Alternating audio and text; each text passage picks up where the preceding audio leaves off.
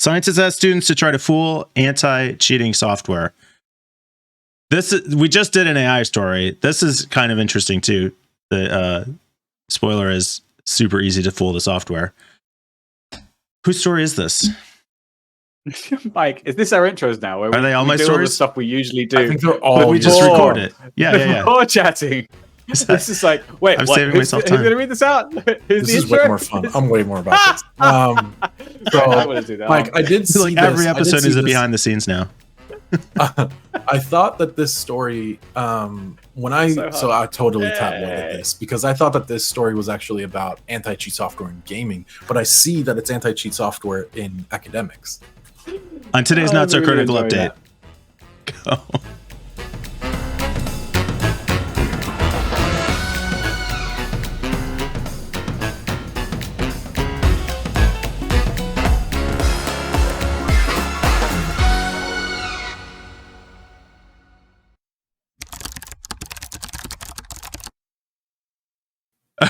So academic anti-cheating software, which doesn't work.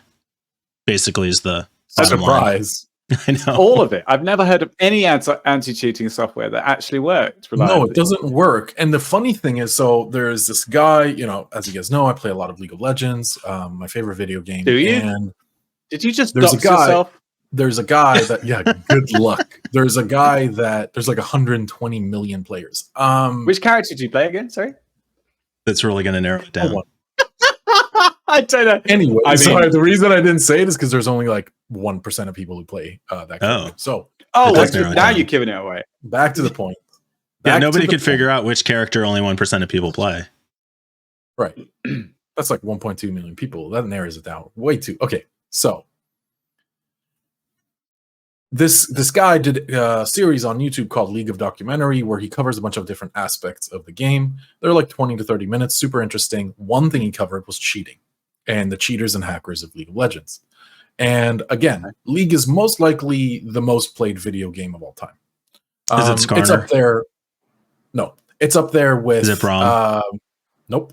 It's up... Stop reading characters.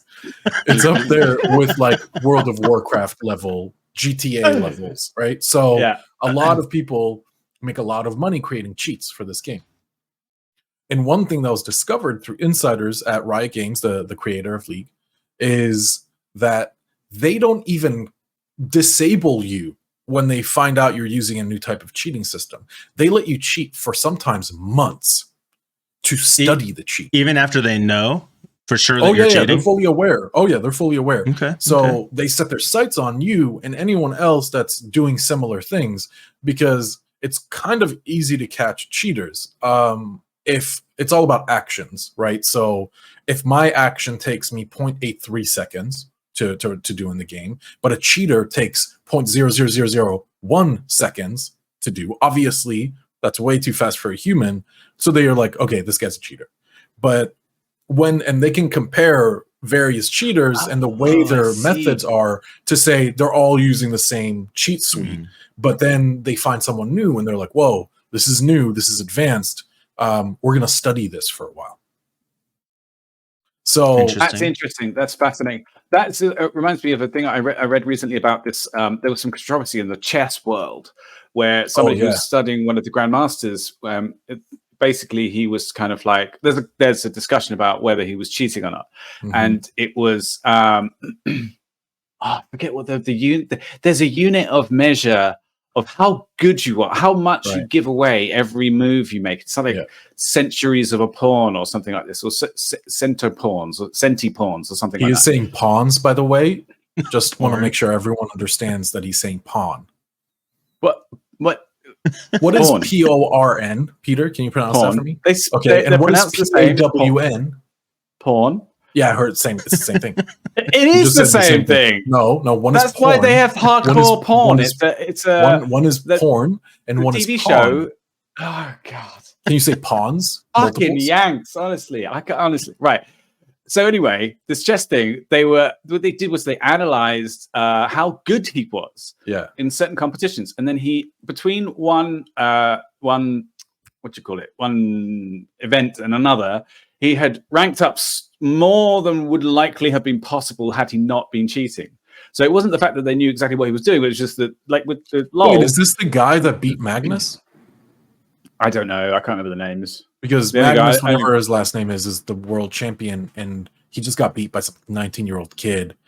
Maybe. Withdrew from the tournament, which doesn't happen, and then tweeted, "I can't say anything or I'll get in trouble." Oh, that might have been it. Yeah, I think I kind of there's a Reddit called Depths of Reddit or something, a subreddit called Depths of Reddit, and it links into the middle of comments, which are like really interesting. And this one that I read was all about why they thought that this guy was cheating. So I didn't read any of the context because that would have been out of character. So but it reminded me of that. It was interesting. So both anyway, so they can detect. Go ahead, finish, Peter.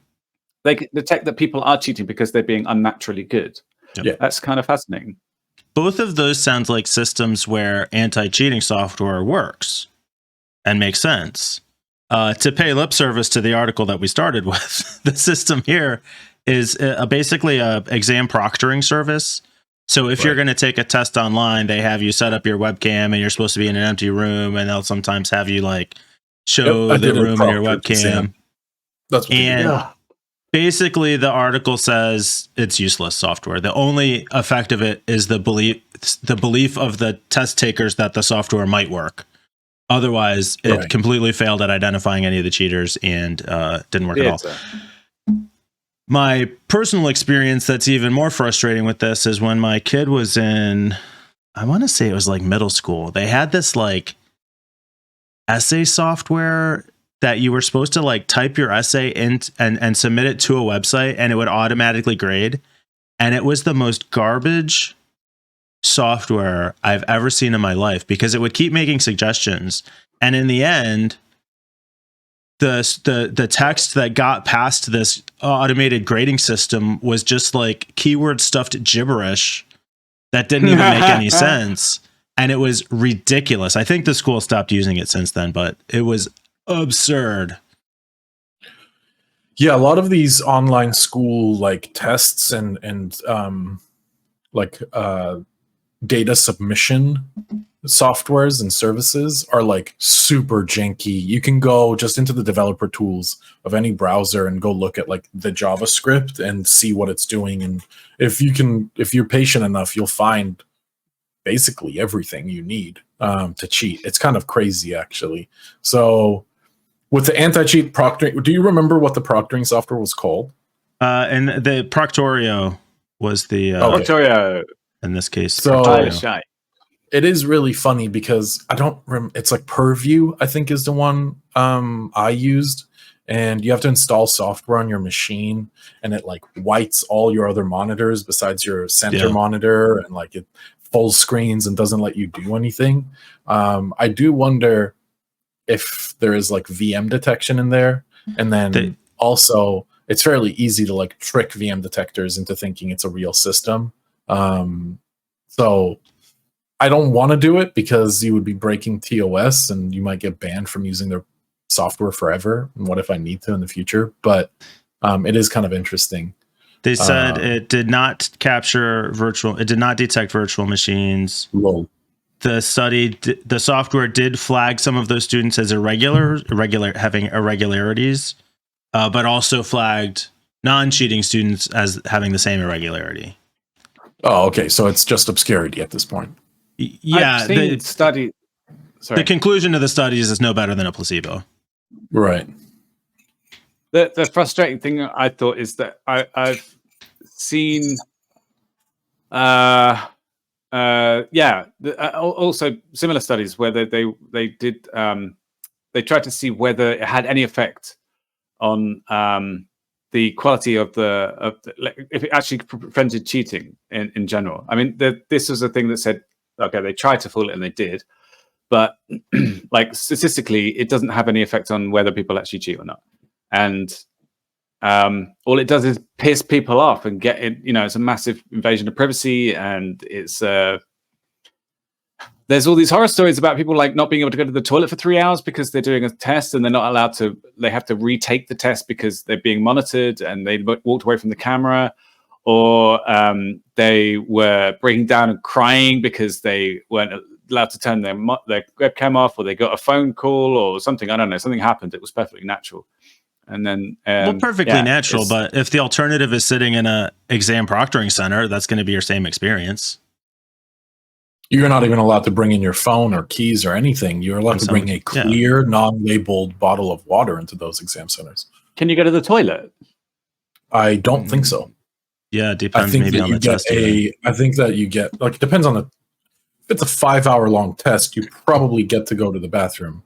But again, like, these places, depending on some of these places are for government regulatory stuff. Like, you're just not going to get a choice. Like, you're going to have to just go use the bathroom before. Fortunately, I've never had to do it, but some of the stories I read sounded extreme. Then again, they might have been apocryphal, so I don't know. It just sounds like a big faff. To be honest, I always feel like the people who put that amount of effort into cheating should get like a credit for, for being smart and inventing. But the thing about cheating too is, like, there's also very cheap ways of cheating. Brain dumps, for example, where people who take the tests, they do so multiple times to get all the various combinations of the tests that is being provided. So let's say there's a set of 5 different types of tests. And then they just dump all the right answers into a nice, neatly packaged PDF that you can buy for a couple $100. Like, or I don't actually know the price, but that's one very cheap way of cheating, is just memorization. That's why Offensive Security, who does security certifications, the most notable is OSCP, very, very known cert for pen testing. They do a 24-hour hands-on test where you literally have to go hack 5 boxes in front of a proctored person. Okay. Yeah. So, like, it's less memory, more doing. Yeah, memorization is what most tests are about, though, isn't it? I read about one guy. Have you ever followed the Twitter account Fesshole? No. It's where people can anonymously confess things, and it's all sorts of... okay. Those are always quite funny. Yeah. And there was one which was about... he confessed that they had... I say he, I don't know, was he? They confessed that they had come up with an elaborate plan to learn to cheat by putting the answers to a French test in inscribed on the back of like a pen or something like this in like miniature, and it didn't. They fucked up this inscription and then never used it in the end, because the act of inscription had they'd learned the actual French phrase or whatever it was. Yeah, that sounds brilliant. Yeah, very cool. I have to check them out.